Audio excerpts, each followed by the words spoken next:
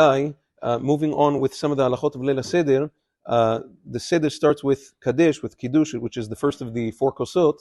So let's first break down what the most preferable kind of wine to have during the Seder is. Now, not only do we have Kiddush, but we have another mitzvah, midrabbanan, of the 4 cups of wine, which correspond to the 4 lishonot, the 4 languages of Geulah of Am Yisrael.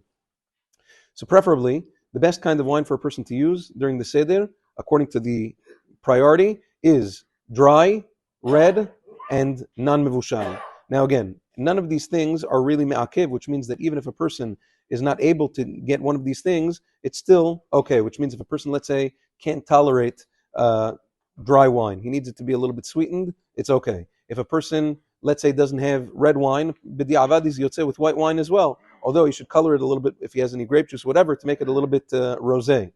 And also, the most important of which is the mevushal versus non-mevushal, which means, preferably, since according to many poskim, wine that's mevushal is pasul for kiddush, and even she'akol niya b'dvaro not borei pri hagefen, person should try for all kiddush, especially for arba kosot on Leil Pesach, to have wine that is not mevushal. But for instance, if a person can't get his hands on that, or if a person has goyim or people who are not shomer Torah mitzvot that are at the seder and there's concern of yain nesech, then for sure you can be somech al da'at maran in 3 places that yain mevushal is also borei pri hagefen and kasher lekiddush. That's with regards to that. With regards to how much the shi'ur a person has to drink each one of the 4 cups. Now, a person should drink preferably a revi'it alog, which according to the Rambam comes out according to approximately 81 cc, 81 milliliters.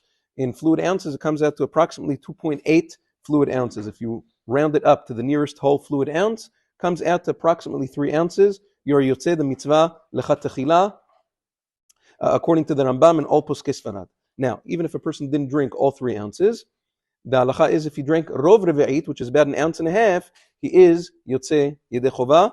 Not the best, but he's still yotzeh. Now, it's important that person should try to get, unless he's willing to drink all that, person should get as small a cup as possible in order to get not only the revi'it that he's drinking, but to drink the entirety or a majority of the cup. As opposed to if a person gets a very large cup and only drinks a revi'it, there's a machloket poskim whether or not he's yotzeh, although Maran says that he is, but why get into the machloket? It's better to get a smaller cup and drink the entire thing. If you think about it, 3 ounces times 4 cups is 12 ounces. That's a can of soda.